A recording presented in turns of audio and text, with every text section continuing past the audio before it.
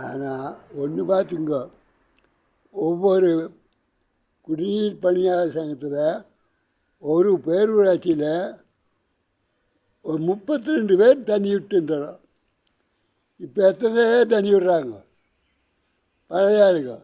அதே மாதிரி ஒவ்வொரு பேரூராட்சியில் 10 பேர் தான் இருப்பாங்க. 25 பேர் கணக்கில்லாமல் தண்ணி விட்டுப்பாங்க. அவங்களுக்கு சம்பளத்தை எதிர்த்து போட்டு கொடுக்குறாங்க. அப்படி ஆள் இருந்துன்னா ஆகு. அதே மாதிரி வயசான இப்போ ஒரு திருட்டு நடந்து போச்சு அந்த ஊரில். அந்த சொந்தக்காரர் அப்பா அம்மா என்ன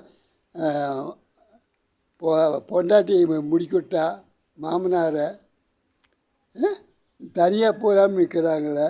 தனியாக போகிறதுக்கு இந்த பொம்பளை தனியாக சாராயம் குடிச்சிட்டு ஆடுறத வீட்டுக்காரன் வேண்டாங்கிறது, ஒன்றொருத்தர் வச்சுக்கிறது.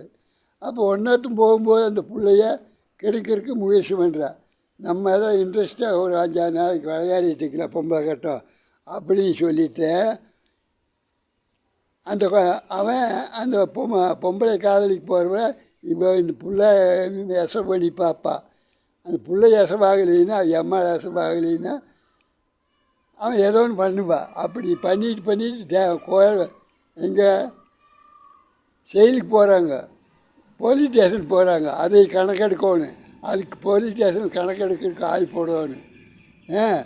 அப்புறம் குறும்பு பண்ணி கேட்குறாங்கன்னா ஒரு கேஸ் கொடுத்தாங்கன்னா, சரி ஐயா வரல, நைட்டுக்கு வருவார், சாயந்தரம் விசாரணை போட்டுருவார், போயிட்டு வாங்கன்னு சொல்லணும்.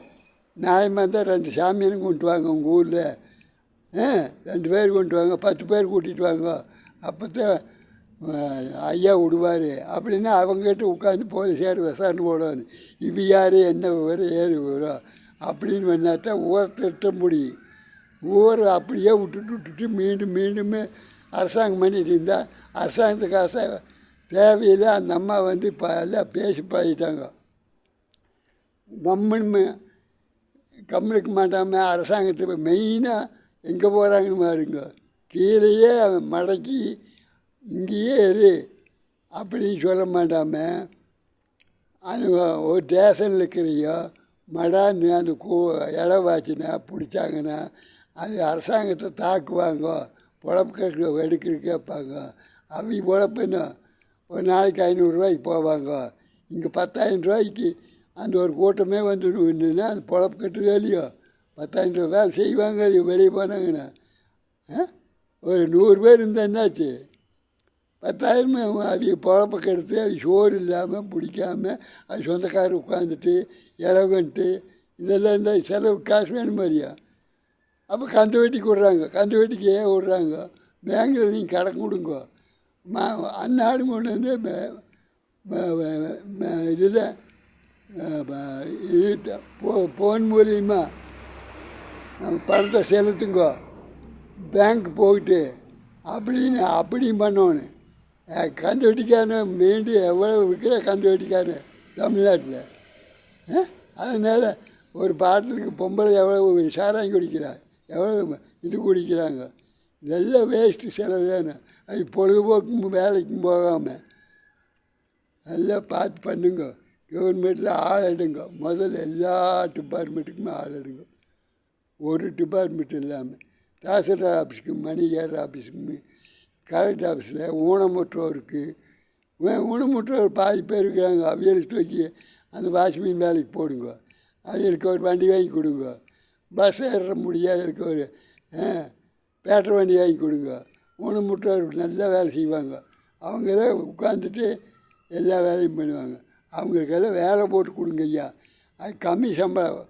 ஒரு நாளைக்கு ஊருக்குள்ளே எவ்வளோ கொடுக்குறாங்க. கொத்தனார் நல்ல ட்ரைனிங் போடுவேன் 1,500 ரூபா வாங்கினான்னா வேலை பழக போகிறவனுக்கு ஒரு 1000 ரூபா ஓட்டு கொடுங்க.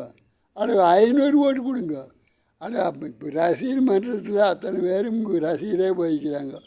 அவங்களே ஆளுகளை பிடிச்சி ஒவ்வொரு வேலைக்கு போட்டு வேலை வாங்கிங்க, நீங்கள் உங்களுக்கு ஒரு கான்ட்ராக்ட் கொடுக்குறேன் அப்படின்னு சொல்லி உங்கள் ரசிகர் மன்றமே உண்டு பண்ணல. அதை விட்டு போட்டு டிரான்ஸ்ஃபார்ம் போயிடுது, ஆடு போயிடுது, ஒன்று கம்ப்யூட்டர் போயிடுது.